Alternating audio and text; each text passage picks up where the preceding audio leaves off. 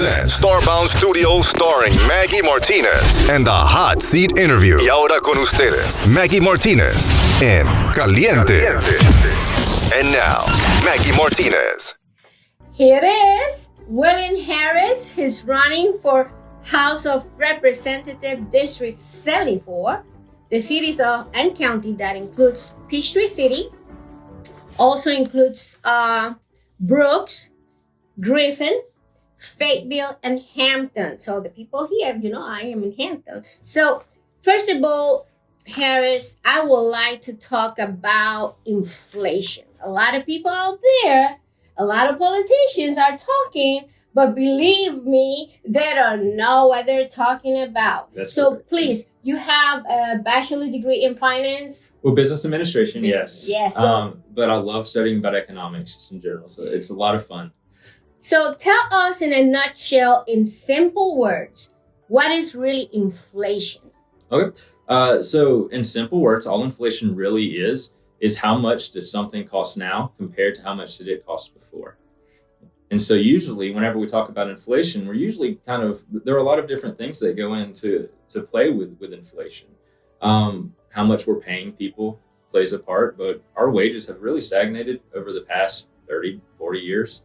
How much corporations are charging plays a part into inflation. And we're at 50-year corporate profit highs. How much money we incorporate and stuff like that. And so, there's a lot of different things for inflation, but ultimately it's just how much does something cost. It is important that people know that the pandemic had, I will say, spearheaded more our inflation, even though inflation is always there. A little bit of inflation is good. A lot of inflation is not good. Mm-hmm. And goods and services got affected. What can you tell us about that? And give another example so people understand. So a lot of economists actually believe that a lot of inflation is now responsible due to the international market. And so whenever COVID hit, other countries were much more responsible with their responses to COVID. And so it kind of caused a lot of jet lag with our supply chain issues. And so whenever we started experiencing jet lag issues with that, is whenever we started to see corporations start to take advantage of it to increase the profit margins. Because it's difficult for us to talk about 40-year inflation highs without talking about how these corporations have 50-year record profit highs. That's right. It's incredible. I'll give you an example from my part. What inflation is goods and service, but what happened? People have the money, but the products are not there because of the shortage. That will be another example. It happened with baby formula. It happened with medications that are expensive. And that's a good example to use what inflation is. People have the money, Mm-hmm. but the goods are not there to be buy. And also, people are talking about gasoline rates. And they don't understand that the supply is not there, and that's why it goes up. And when we say supply, it's the gasoline station and the companies and everything related to the OPEC on the other side of the world. Yes. and so forth. Tell us a little bit about that. Well, the United States is actually the number one producer of oil in the world. And so whenever we talk about this drill, that's not going to actually accomplish anything within the United States. The Biden administration has actually released a ton of oil leases to corporations. They're just not taking advantage of it. So I don't necessarily think it's fair to come through and say things like, oh, well, the Biden administration is responsible for gas prices and they just need to drill more, because you're absolutely right. It is an international issue. Russia happens to be the second largest producer of oil in the nation, and their oil is more suitable for gasoline. Same with like Saudi Arabia, Iran, etc. And so whenever we're talking about why is gasoline going up, again, look around the world, look at all the events that are going around in the world. Yeah, but Putin is exacerbating this situation. Yes, he is. And he knows it because he decided to hit Ukraine and he wants the country and he thought it was going to be easy. And have you seen lately, he's just trying to push the young people to go and fight. And it's a lot going on with that. But in reality, Putin has exacerbated the inflation that we are suffering right now. And one thing people don't understand yet is that inflation is not just in the United States. Right. Inflation is around the world. Mm-hmm. And we're not alone in this world. They depend on us for many goods and services. That's why we have so many relationships with other countries, just to name few. But it is important that people understand that this is not an issue just in the United States. Right. It's going to get better? Yes. How this is going to happen? Putting what? Interest up. So what can you tell me about that? Oh, but yeah. So we can put interest up. I'm not necessarily a big fan of putting up interest rates, though, especially because the central bank and the Federal Reserve actually has explicitly said that they're putting up interest rates to the detriment of worker wages. And so I think it's important that we look at how other countries have responded to their corporations or to their inflations. And what they started passing were windfall issues for their corporations, where they disallowed corporations to price gouge their citizens. So whenever we talk about interest rate increases, the Fed has actually explicitly said that it's to the detriment of the worker. It's to lower our wages. They say it, but in a sense, what they're trying to do is to decelerate the economy, Yes. in a sense. Yes. And you might be saying out there, but it doesn't make any sense. How can you explain that? It's a very complicated issue. And again, like I do come at this from I got the degree in this as well. So I am very technical with it. So yes, the Federal Reserve they are doing their best to slow down the acceleration of the inflation rate. Mm-hmm, that's right. Which is really important. But yeah, no, there are definitely other things that our governments can be doing to assist as well. Well, we have a problem, William. You're young, Yes. and the young people, based on percentage, very low. Mhm. They're not going out to vote. Yes. What can you say about this, and how can you talk about the young generation, the millennials, to go out and vote? So I am a millennial myself. I'm 34 years old. And so I understand this. In a lot of ways, millennials are on record for being the most economically disadvantaged generation in United States history since they started recording. Yeah, we're talking about a generation that largely can't afford their own houses. They're stuck in minimum wage jobs. They're stuck in these low wage jobs. We're talking about a generation that Cannot buy houses. yeah, they can't buy houses. And we're talking Student debt. yeah, student It's- debt. Whenever our parents at the same median age, they were making 4 times as much money, they had 4 times as much wealth. And so in a lot of ways, our generation and even younger, millennials and Zoomers, see a system that kind of stopped working for them as well as our parents did. And so we see a lot of, well, why should I go vote? And a lot of times we see people even, older than our parents' generations who are still running and managing our country. And a lot of that really boils down to us as millennials. And millennials, I'm speaking to you. We are the largest voting bloc in this country. We have the most amount of political power in this country. And if we're going to start to take proper stewardship of our country, it's important that we go out to vote. I think it's important that we start to field candidates that millennials want to go vote for. I make my platform very millennial based. It's working class based. And that's really important to me. But I think that if we start to give millennials a reason to come out and vote, they're going to start to come out and vote more. No, the future is not looking good in terms of everything. Millennials know that they try to rent some apartments and they cannot afford it. It's much cheaper, I guess, to buy one. But now the interest went up. So it's like a circle that we don't get out of it. And that's not good. But talking about that, you are a proponent of minimum wage to go up to $15.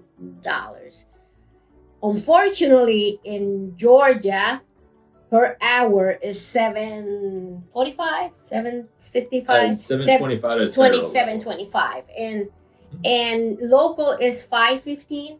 So can you explain the difference of that, and how can we do something about it? Purely from a very technical standpoint, the federal minimum wage takes precedence over the state minimum wage. The state minimum wage is $5.15 an hour, which is technically legal to pay employees in the state of Georgia as long as they're not engaged in interstate commerce or if they engage more than a certain number of employees. We're talking about a wage that was set probably 2 decades ago, 2009. 2 decades ago. Yes. I remember whenever I was in college, Occupy was a big movement around this time, 2008, where we were fighting for $15 an hour then. And honestly, if wages kept up, so minimum wage has not increased really since 1968. It was the highest in 1968, whenever it was equivalent to about $12 an hour in modern purchasing power. If minimum wage actually kept up with the growth of the economy at that point, our minimum wage would be around $22 to $25 an hour right now. And so we're seeing this dynamic to where the economy is growing at this huge rate, but our wages are remaining stagnant.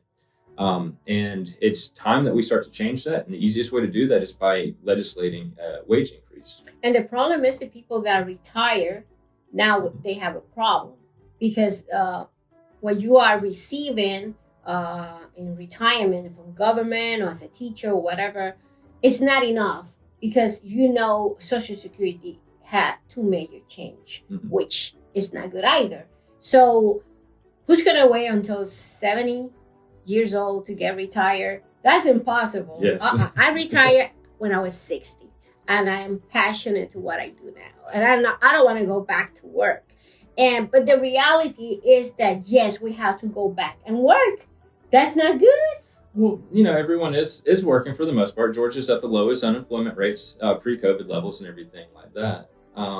And so we're actually kind of at a pretty good labor force right now. What do you think about legalizing marijuana in the state of Georgia?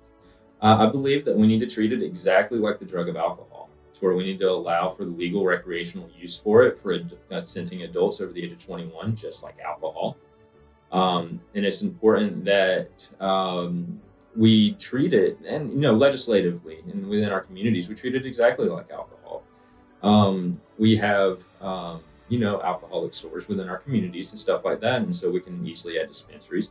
It's easier to keep it out of the hands of children whenever it's legalized. And it's important that we also expunge nonviolent criminal records from drug-related. And then we also need to reinvest back into the very communities that the war on drugs devastated. In the state of Georgia, if you're a Black man, you're 3 times more likely to go to jail for the consumption of marijuana if just because you don't look like me. And it's unacceptable. Certainly. It's unacceptable. It's a racially motivated law. I do believe, speaking of going back to millennials, that this is something that's motivating because the majority of millennials prefer the consumption of marijuana over the consumption of alcohol. It's only a matter of time until we start to do it, and might as well do it now. We're overcrowding our prisons. We're wasting our taxpayer money on it. And it's just a giant waste of our resources that we could be investing in back into our communities and schools. That's right. In terms of income, if we legalize marijuana, which also is called cannabis, right? How many billions of dollars will Georgia make out of these sales? So it's difficult to say because every state's different. But Colorado was one of the first states to legalize. And if we follow their economic demographics and whatnot, we can expect probably close to $2 billion of additional revenue coming into our state coffers every year. This is $2 billion that we're going to be able to reinvest into our communities, into our crumbling infrastructure, into general goodwill for people. We could be taking care of people with this additional revenue. Excellent, excellent. Now, Stacey Abrams' campaign, she's talking about Medicaid. Mm-hmm. Only 50,000 people in the state of Georgia have Medicaid. Isn't that incredible? And in order to get that, either you have to be, either because you are not able to work or because you are old enough to get it. But the main thing is that you have to be under the level of poverty level. Mm-hmm. So that's not good Mm-hmm. because some people, they need it and not necessarily they are in that level, but this is at the federal level that they have to change that. Yes. But in terms of Medicaid, what are your thoughts and what are you planning to do once you get elected? So I like to say that I represent the working class in more ways than one. And a big reason why is because I actually represent this issue that you're talking about. or at least I did earlier in my life, to where I was making too much money to qualify for the Medicaid expansion through the healthcare exchange. But I didn't make enough to actually qualify for subsidized healthcare. And so for that moment, I just went uninsured. It did not make any financial sense for me to do this. And so I've lived this experience. At the end of the day, we're looking at a country, our country as a whole, we spend more on healthcare per capita than any other developed country in the world. And our life expectancy is the worst. The United States is actually dropping out of the 50 top highest countries for life expectancy this year. And China is actually surpassing us in this regard as well. And so it's interesting to me how we are in the most economically prosperous era in human history. The United States economy is the strongest economy in human history. It's the wealthiest, but we still have fellow neighbors who are going without health care, which is deadly. It kills people. How many people are unable to seek medical care just because they lack insurance, and so they opt to die because they're more interested in not passing on those debts to their children? It's almost barbaric in a way how we don't cover our neighbors. And so as a state representative in the general legislative, I'm going to fight for our neighbors. We have the resources to ensure that every Georgian is covered. And it is absolutely astonishing to me that we are not covering our fellow neighbors. It's almost immoral, in my opinion. It is immoral. My opinion is that we are creating a society of dumb people because we cannot send them to college. College is incredibly expensive. My son is a pilot for Delta Pilot. It cost us $159,000 to put him to Embry-Riddle Aeronautical University. It cost us $90,000 to put Mark to Atlanta Art Institute. It is incredible that when you see the kids graduated from high school, they're not able to go to college. They're not able to not even pay for a career. In your platform, I know you are a millennial. You want to help young people. What are your thoughts in terms of that? So a lot of this is going to boil down to what the federal government can and cannot do in terms of education reform. But you're absolutely right. We need to invest more heavily into our education systems.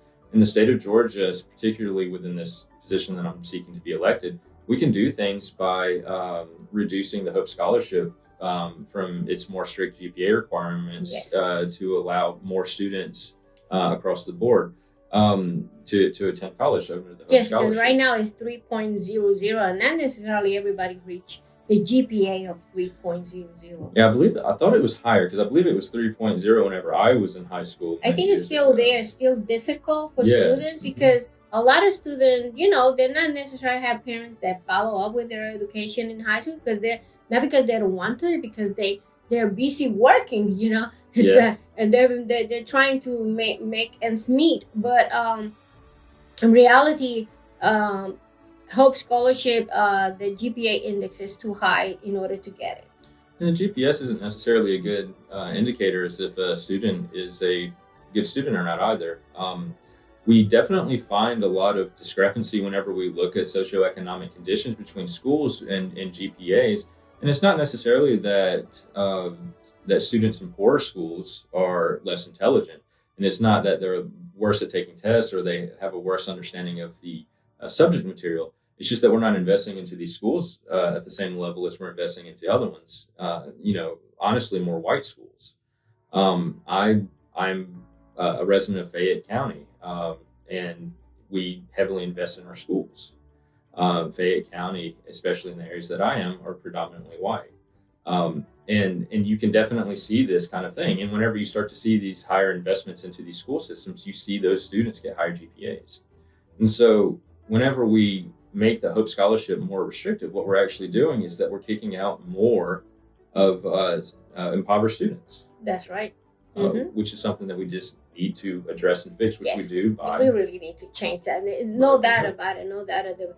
Is with us right now William Harris. He's running for House of Representatives, District 74. William, Tell those people out there why they should vote for you. So my name is William Harris. I'm running for House District 74, which is covering Fayette County, Spalding, and Hampton. I'm ran in 2020. We got 44% of the vote. We're running again this year. We're running every 2 years. I need you to vote for me because I am advocating for a platform for the average Georgian. I fight for you.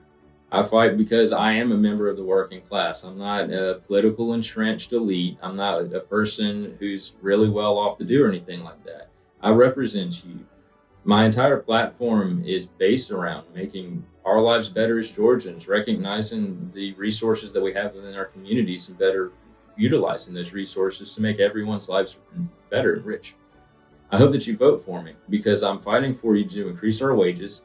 I'm fighting for you to expand our healthcare, and I'm fighting for you so that we can legalize cannabis, so that we can start to end this racially motivated law that is mostly applied towards our Black and brown communities. You see, he's here in the studio, and don't forget to vote for him. It's November 8th. Early voting starts October 17th.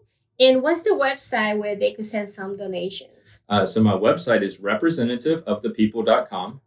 And that's representativeofthepeople.com. I love my branding. Yeah, it's easy. It's easy. Say it again so people don't forget. It's representativeofthepeople.com. That's right. So you see, William Harris has a commitment to increase the minimum wage. He has a commitment to approve and legalize marijuana in the state of Georgia, also known as cannabis. And he's committed for the education and the well-being of the millennials and the population as well. So don't forget to visit his website. He's a young person, as you see. But let me tell you something that you don't know. The last census, your district changed. And it changed from being like a little cat. Now it looks like more like a U. So that means the probability of William Harris getting elected is huge. And I'm not inventing this. You could go to the last census, see how everything changed. But the way it is now, right now, if you go out and vote, those that did not vote in the last two presidential elections, by the way, if you did not vote in the last two presidential elections, you are purged out of the list. So you better go and register again. Yes. But don't fight with the people over there. So, I'm not in the list. Well, because you did not vote in the last two presidential elections. So it's very important that you do that. Also, William Harris lived close by here. I'm in Hampton, so he's right there in Hampton, I guess. Where do you live now? Don't say that. No, I live in Fayetteville. I live in Fayette County. Yes. So he's close by. So don't forget to vote for him. This is Maggie Martinez, the Hot Seat Interview. Until next time.